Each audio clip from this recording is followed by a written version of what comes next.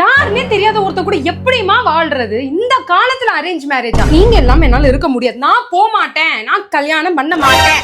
1 year later. நான் வந்துட்டேன். ஏமா கடந்த 10 செகண்டா என் புருஷன் தனியா உட்காந்துக்கிட்டு இருக்காரு. உங்களுக்கு யாருக்குமே அக்கறை இல்லையா? அவர் பக்கத்துல உட்காந்து பேசலாம்ல. அப்பா இல்ல தம்பி போய் உட்கார சொல்லலாம்ல. நான் போயிட்டேமா, இங்க கிளம்பி போயிட்டேமா. இனிமே நான் வரவே மாட்டேன். இப்படிலாம் பண்ணிட்டு இருந்தீங்கன்னா எனக்கு மரியாதை வேணும் பாத்துக்கோங்க. என்னமா இது? என் புருஷனுக்கு அலுமினியம் டம்ளர்ல போய் தண்ணி கொடுத்துருக்கீங்க. மாப்பிள்ளை ஃபர்ஸ்ட் டைம் வீட்டுக்கு வந்திருக்காரு. ஒரு வெள்ளி டம்ளர்ல கொடுக்க வேணாம். கொஞ்சம் கூட மரியாதையே இல்லாம போச்சா எங்களுக்கு? நான் இந்த வீட்டை விட்டு போயிட்டேமா. டின்னருக்கு என்னமா பண்ணிருக்க? இட்லியும் மீன் குழம்பும். கேட்டு பண்ண மாட்டியாமா? அவருக்கு மீனே பிடிக்காது. டேய் வீட்ல சும்மா தானே இருக்க. போ மாமாவுக்கு போய் 1 கிலோ மட்டன் பிரியாணி வாங்கிட்டு வா. ஸ்வீட்டுக்கு என்ன பண்ணிருக்க? உனக்கு பிடிச்ச பொங்கல். ஐயோ, அவர் மாமியார் வீட்டுக்கு வந்திருக்காரா இல்ல கோயில பிரசாதம் வாங்க வந்திருக்காரா? அந்த மட்டன் பிரியாணியோட சேர்த்து 1 கிலோ காஜு கத்லி, 1 கிலோ பாதாம் அல்வா, அப்புறம் உனக்கு ஜிலேபி வாங்கிக்கோ. போ. என் மானத்தை வாங்குறதுல இருங்க.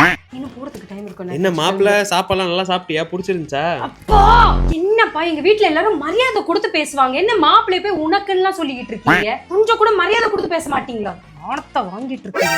போயிட்டு வரமா? மாப்பிள்ள இது உங்களுக்கு. மாமா என்னம்மா பண்ற? நம்ம வழக்கமா குடுக்கறதானே.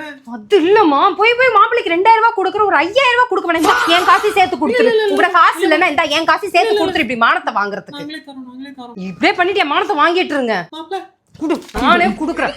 வரேன்.